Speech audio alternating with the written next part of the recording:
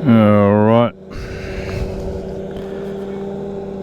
here we go. Using the new Hero 11 Black Mini to record my trip. See if it's any different, any better.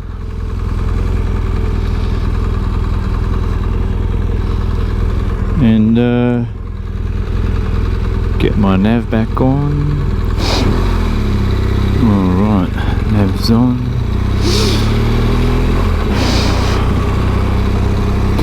So we're going left-ish.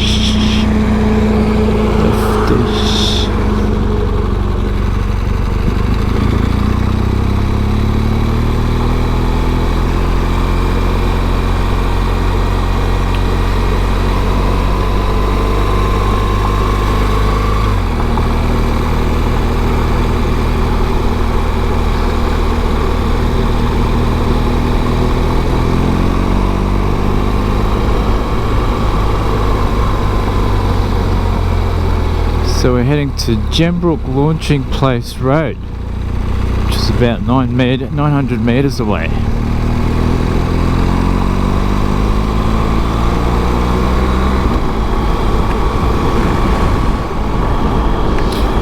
I'm feeling more comfortable about riding on the dirt sitting down now. Not so freaked out about the dirt. But I know if something happens, I know how to easily get on my feet, put the weight down like that, and help balance the bike if need be. So that's good. I've got to get more comfortable about riding these edges coming into these turns, because I've got to anticipate a vehicle from the other side. So yeah, got to practice that. So now I'm turning left onto Gembrook Launching Place Road.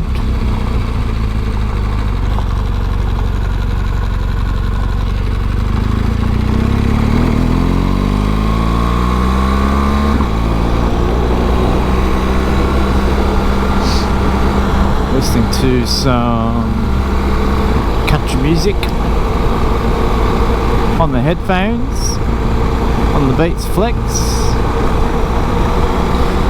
Yeah, I usually use the Hero 5 Session as my camera, and the wind resistance on, and I mount it on top of the helmet, and the wind resistance is typically low.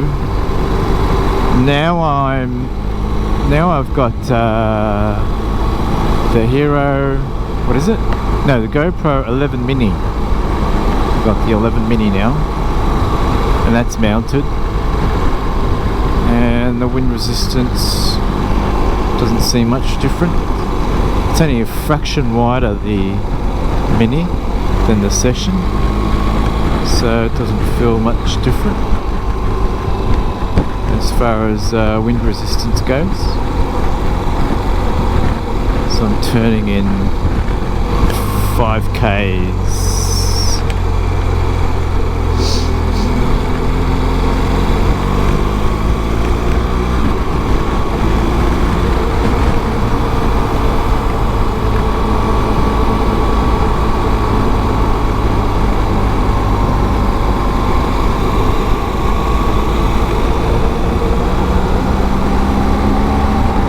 See what the resistance is like.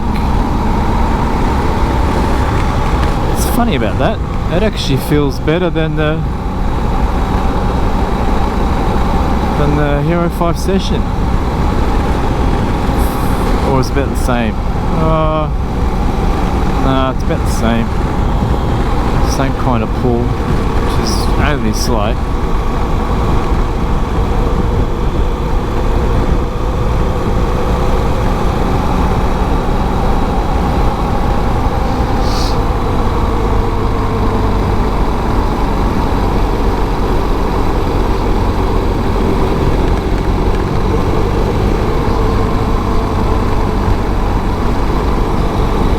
definitely slight.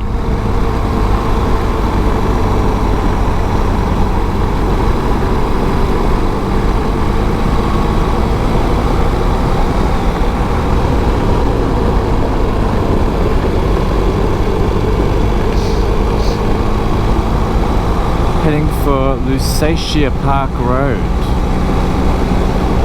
Lusatia Park Road. Actually, I should put this on my camera control, just so I can see the time that the camera's on. There you go. GoPro sessions go for about 17 minutes before they cut off, before they break up the video. 17-minute lots, 7.5 thereabouts.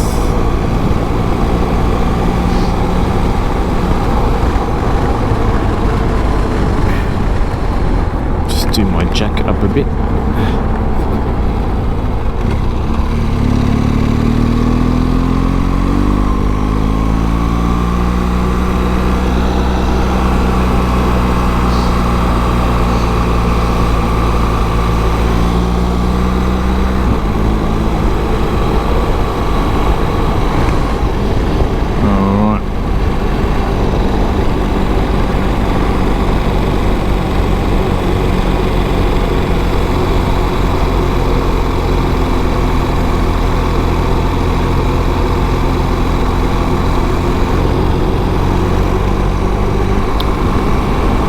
I was thinking of getting a bigger road bike,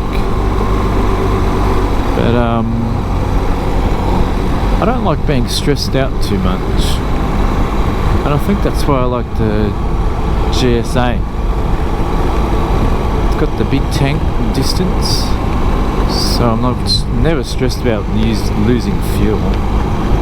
It's got the great suspension that I can go over anything. There's no gutter or rock or anything that's going to stop me or occasional dirt road or anything. It's not going to stop me. Even some of the forest dead ends not going to stop me. They haven't so far. And so I think I'm actually suited to the GSA because I don't want stress. GSA is stress free. Of course, you can put as much stress as you like into it. You can go into really hard places and test yourself. But even I've done that and I've been fine. I had stress initially, but then I've sort of got over it. If I just pace myself and chillax, and don't have any time pressure, Lusatia Park Road, then I can go just about anywhere, relax free. And I don't like being where the main traffic is. I like being away from the main traffic, so I'm not stressed by anyone in front of me, behind me, or to the side of me. I've got the road and time to enjoy the scenery as I like. So I definitely think I'm suited to the GSA. So yeah, if you want stress-free riding, GSA. And right now I'm hanging my legs down. The bike's tall enough. You can set the suspension high enough to hang your legs, which is great to relax. Of course, on a big bike you can extend your legs out, but you can't hang them. Hanging's different, so I can extend my legs out here too, but hanging's a treat, special treat. Feels good. You get some cool air going through your legs and your feet. Good for hot days, warmish days. And I can carry pillions fairly well on here, like a big bike, like a big road bike. So, comfort-wise, not much diff.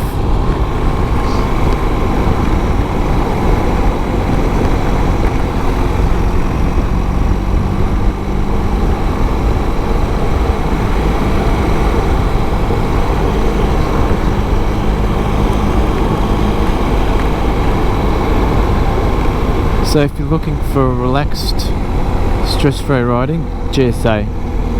Do some training though, because it is a big heavy bike, which is good because you get that stability and presence and stableness on the road. Even in the bush, the big weight and the traction control can get you up places easier than some of those light dirt bikes. The light dirt bikes won't often have traction control. They're a bit too light, they spin out and go all over the place. You can go up some of those climbs better with this, or downs, because of the weight and the traction control and ABS. It's just nice. The electronics do it for you, especially going uphill. You just throttle up and the traction will go on and off and spin and not, and you'll get up fairly easy without doing much other than holding your throttle and keeping your balance, which is also easier on a big bike because it doesn't wobble as willy-nilly as a light bike. It doesn't get thrown around as easy.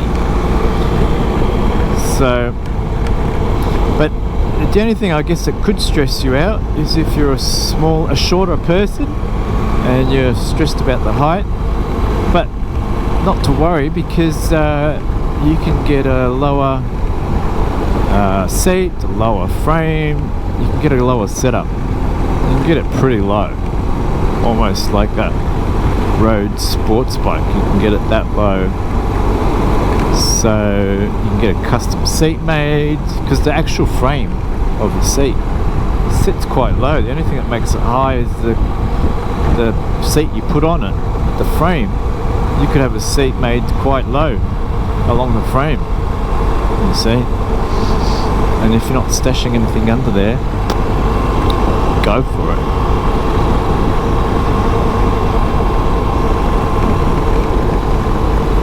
So, yeah, way better. Heading to Warburton Highway. Warburton Highway.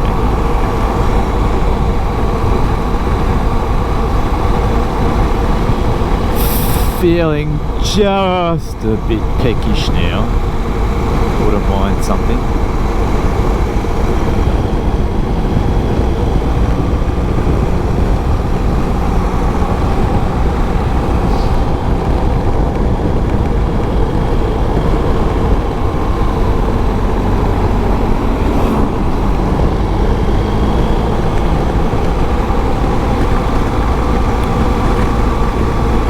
I've programmed into my head, when something comes, move away and slow down, get off the throttle, make it a habit. You don't want to make it a habit when something comes to swerve and accelerate. That's a bad habit. When something comes, avoid and degas in case things go really haywire.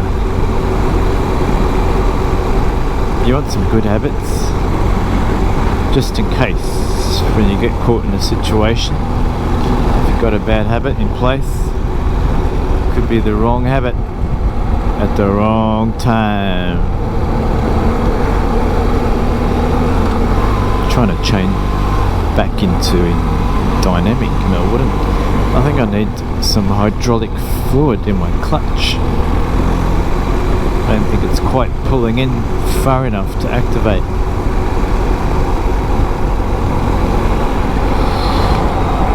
Stand up, get some fresh air. That's the other great thing about this bike. Stand up, take your hands off, fly like a bird, get some fresh air.